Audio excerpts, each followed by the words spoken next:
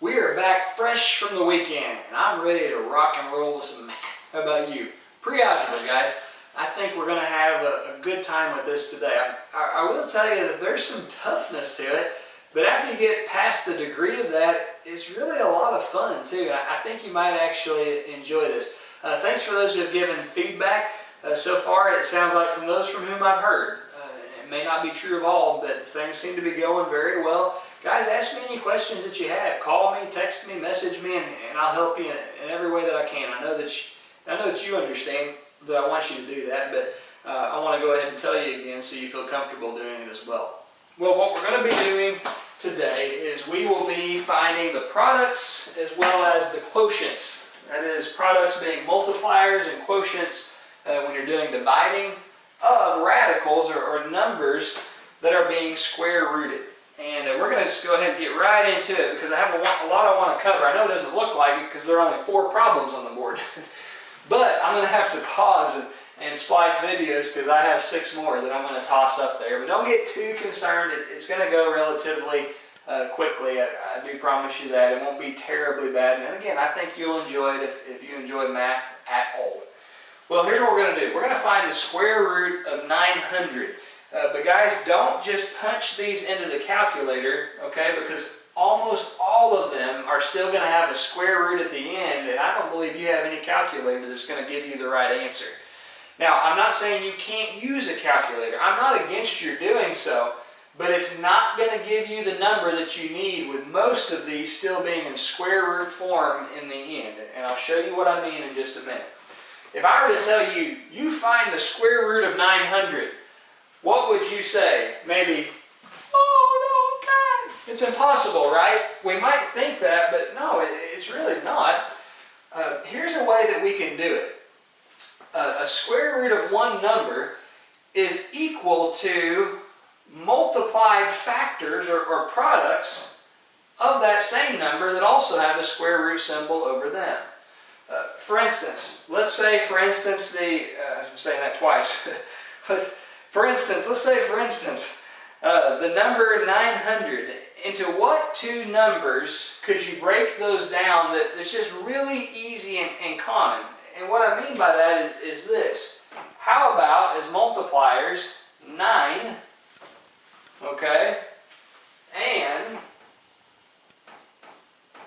100. Why? Because 9 times 100 equals 900.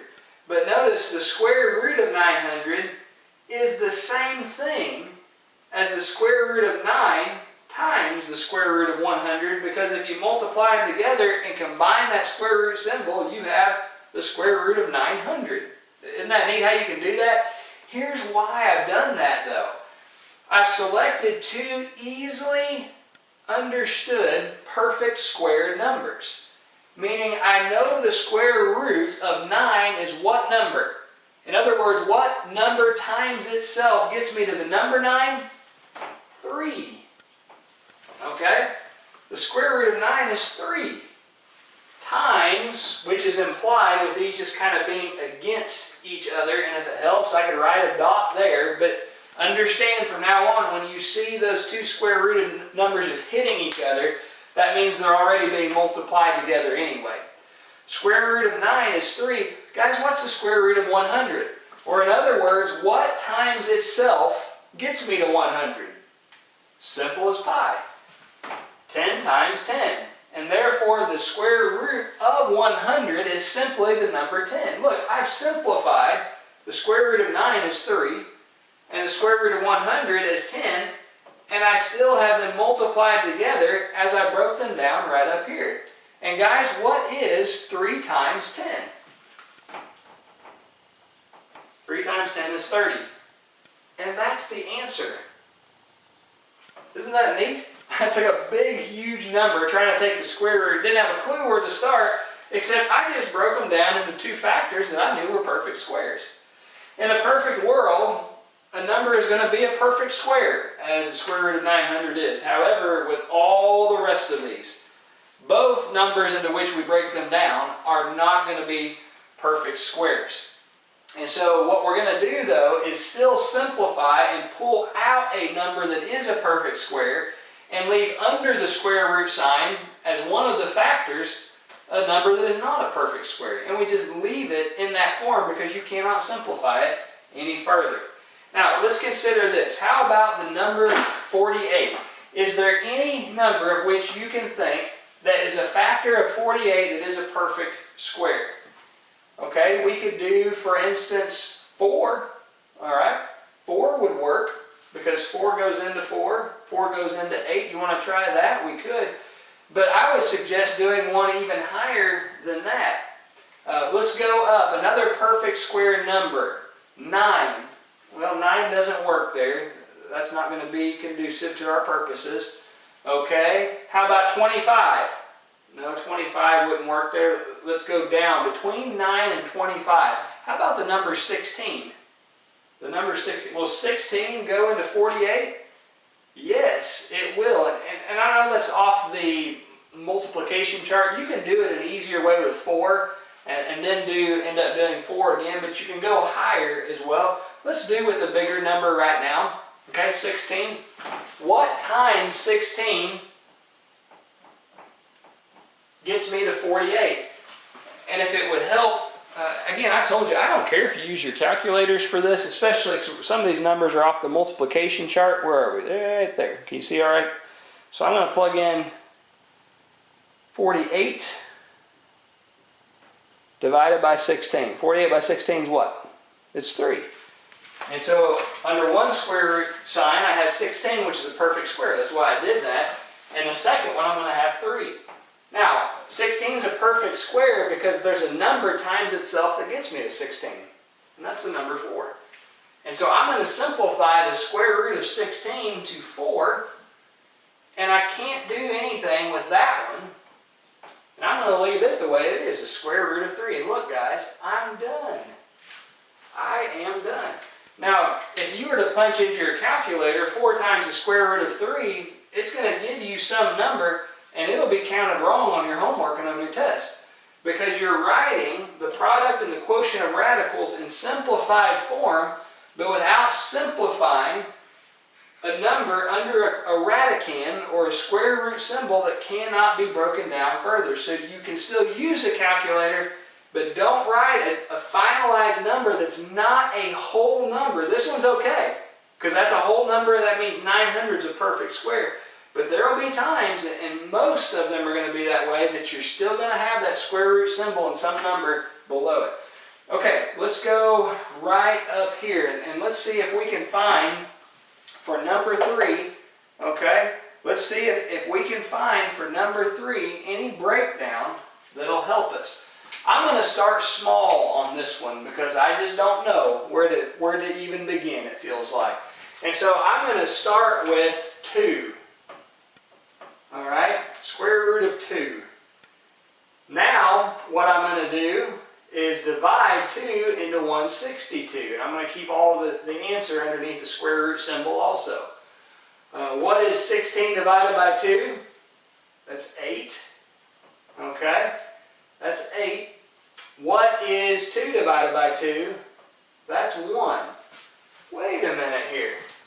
Guys, is there a number times itself that will get me to 81 that is a simple number for which we do not need the calculator, and we can use God's brilliant calculator that He laid on top of our neck and shoulders?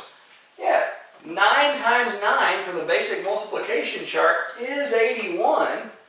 Therefore, I can simplify the square root of 81 simply to the number 9.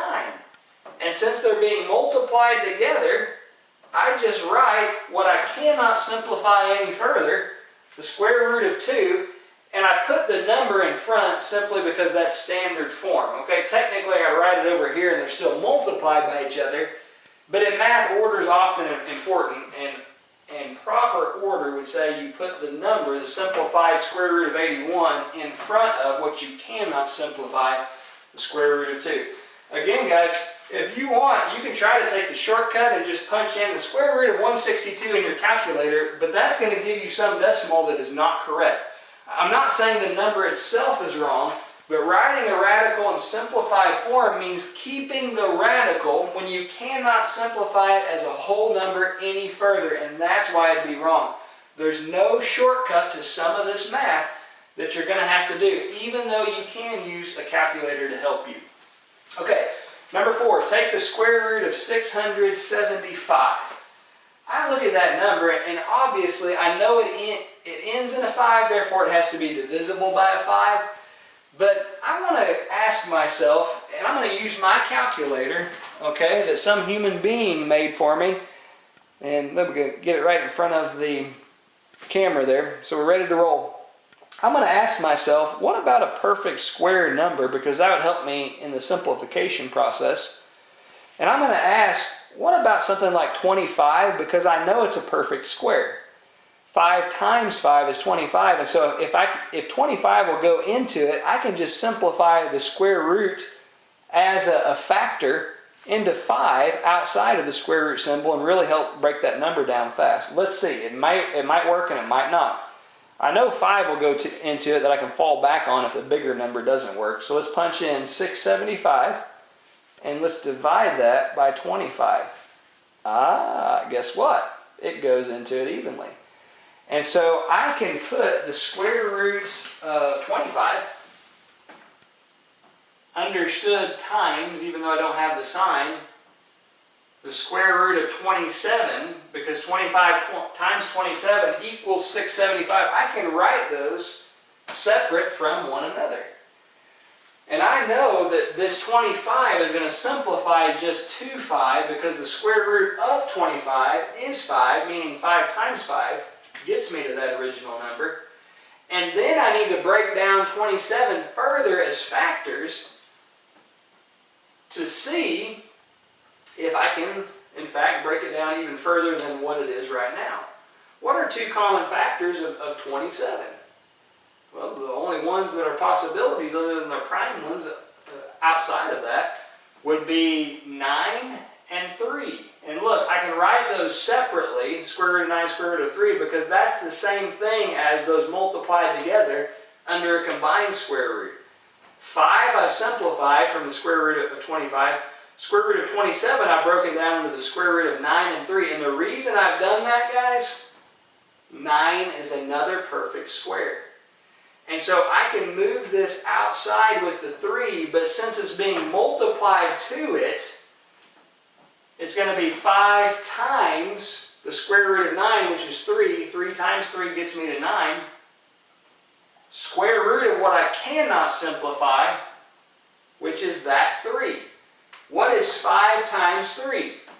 5 times 3 is 15. Can do nothing with the square root of 3. Therefore, I leave it. Cannot break it down any further. Consequently, that is my answer. 15 square root 3. What do you think? It's not too bad so far, is it? Okay, I'm going to pause right there. I'm going to put the final problems, 5 through 10, on the board. Some of these will go pretty quickly, and then we'll finish those up. Okie doke, guys, I'm back. Back in black. No joke, see? Got some black on. Alright, you're going to like this one. There are times when you have the square roots of 2 numbers that are separated being multiplied together, and remember that when they're separated, it's the same thing as the numbers themselves were combined and being just as a single entity under one square root.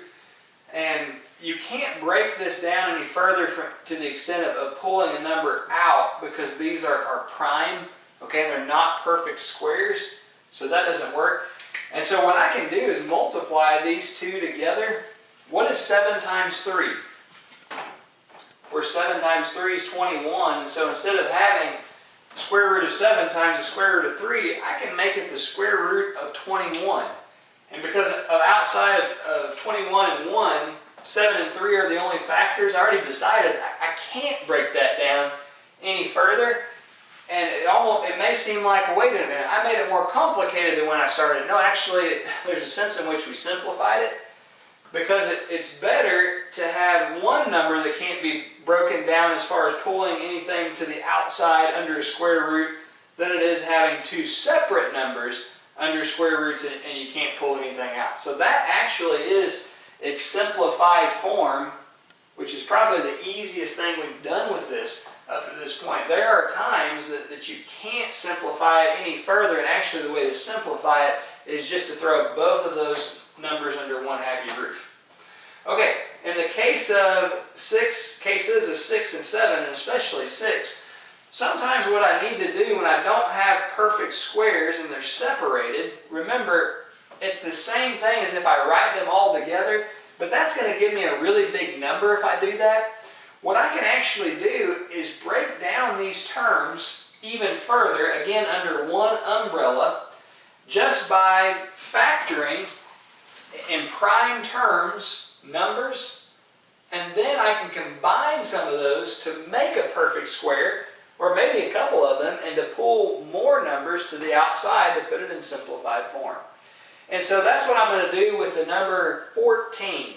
All right, how could I break that down into two prime factors, 14? Well, that's obviously the numbers 7 and 2. And notice I have 7 times 2 under one square root symbol. And I can do the same thing with 21 and keep multiplying those since they're being multiplied together anyway. I don't see it, but there's an understood multiplication sign here as those two hit one another. How can I put 21 into a couple of, if possible, prime factors? Well, I can do that, and actually I saw it right up here with the numbers 7 and 3, because 7 times 3 is 21, and 7 times 2 is 14. And so when I multiply all those together, it would be like 14 times 21 under one roof. But here's the reason I've done that. Guys, I can't do anything further with 2 and 3. But when I have two numbers that are the same, guess what I can do? I can pull one of those outside as a number that is not under the square root umbrella. And here's why. What is 7 times 7? 7 times 7 is 49. What's the square root of 49? In other words, what is a number when multiplied by itself gets me the number 49? It is the number 7. But a simplified, shortened way of doing that is when I find numbers that are duplicated under that square root, when I put them in their most basic prime factor form, I can just pull one of 2 to the outside, and so I'll do that with the 7, and that's taking care of my 7s that are a part of that radicand. And all that I have left inside is 2 times 3. And so I keep my square root symbol, and what is 2 times 3? Of course, 2 times 3 is 6. And I can't break that down any further, and so in simplified form, my answer for number 6 is 7 square root of 6. That's kind of cool, isn't it? Number 7 is slightly different in that I already have 2 numbers to the outside. And so the first thing I want to do is, if I have numbers on the outside, just like numbers on the inside, I can combine those, and it's the same thing. I can combine through the sign that's given a multiplication, that dot's multiplication. I can multiply the numbers on the outside, 2 times 3 each other, which would be what? 6. And I simplified already all numbers that are on the outside. Now what I need to do is break these numbers down into their most simplified forms. What are 2 common factors of 54? 2 common factors of 54. Those 2 numbers are 9 and 6, because 9 times 6 gets me to 54. They're not prime, okay, I'm working my way there, but that gets me to 54. Okay? What about 15? Remember, I can put this all under one umbrella because they're being multiplied together anyway. What are 2 factors, 2 common ones of 15?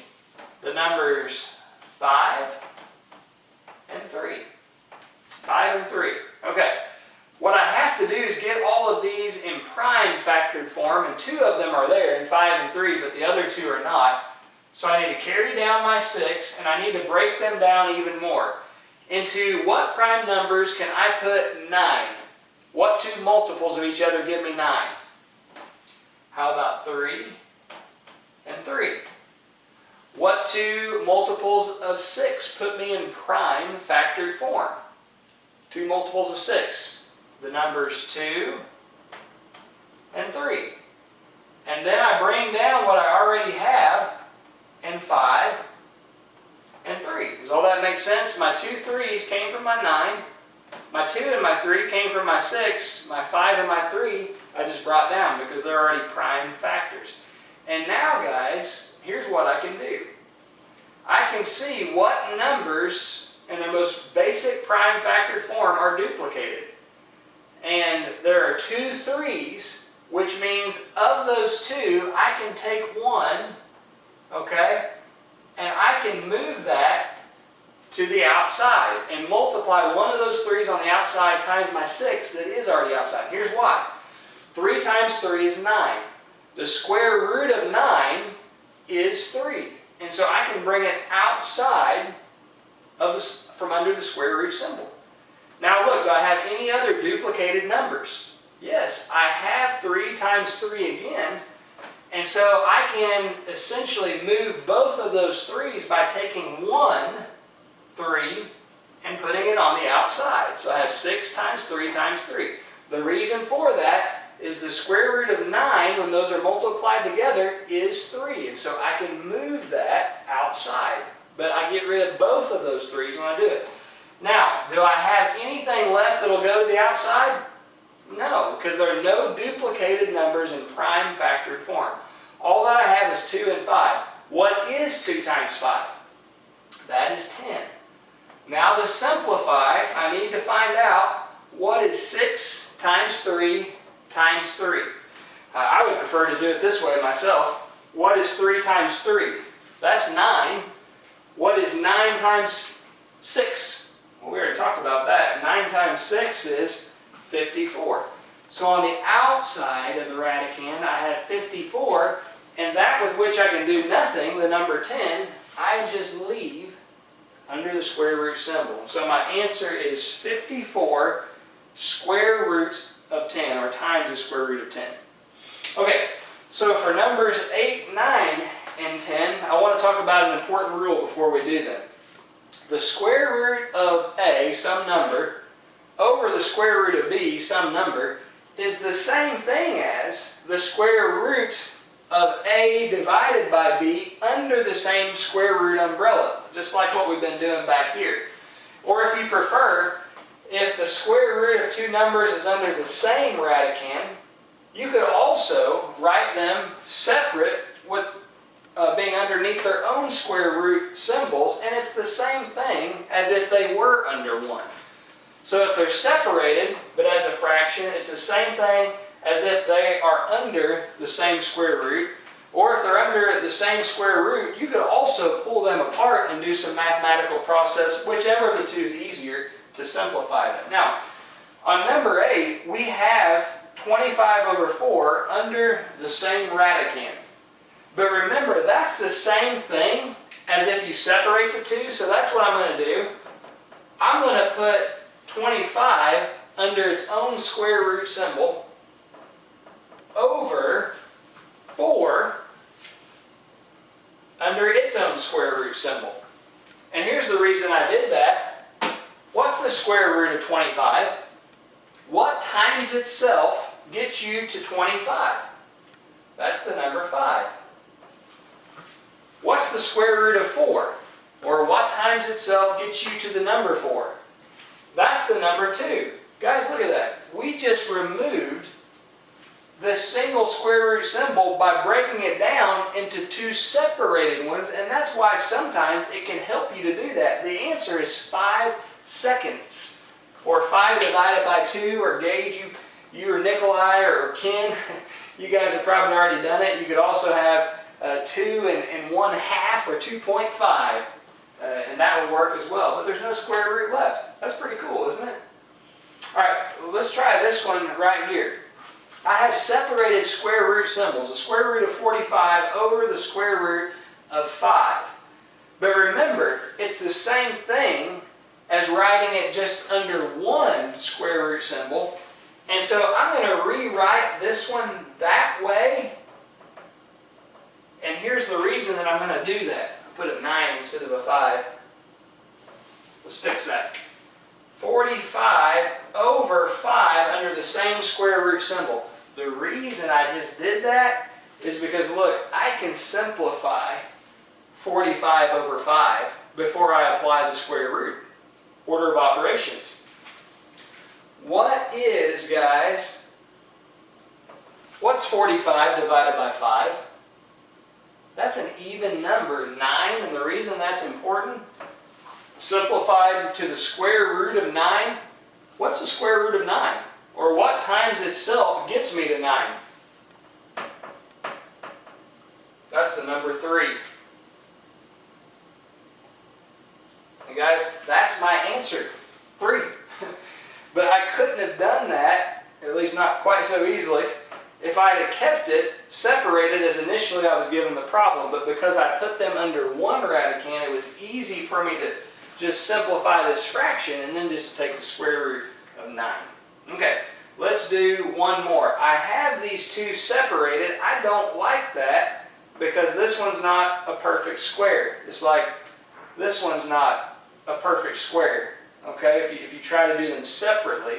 So I don't like it that way. I want to do it a simpler way. I want to put them all under 1. I'm going to change it to 18 over 9 under 1 radicand. And the reason for that is I know like that what 18 divided by 9 is. What is 18 divided by 9? Well, that's 2. And so I have the square root of 2. Can I break that down any further than that and get a whole number? No, I can't, so I'm just going to leave it in this form. And now technically I know up here that's not a whole number either, but it is much more simplified than what we would have with the two numbers, the way they were, even the 1 of itself. Alright guys, that's all that I have. What do you think? Again, I would say I don't think that's too bad. Do you? I don't believe it is. There's some of it I know is a little more challenging than the others, but from what I hear, you guys are doing very well. I'm tickled about that. Guys, utilize me in every way that you can. Any help that you need, you know that I'm here for you, so just let me know. I don't want to make the mistake that I did with Algebra 1. I want to make sure you know that understand that Quiz 2 is officially assigned today. And if you haven't gotten Quiz 1 back to me yet, it's time to do that. This is the date that it's due. And the second quiz has been assigned. Let me know any questions you have, guys. Look forward to talking with you tomorrow.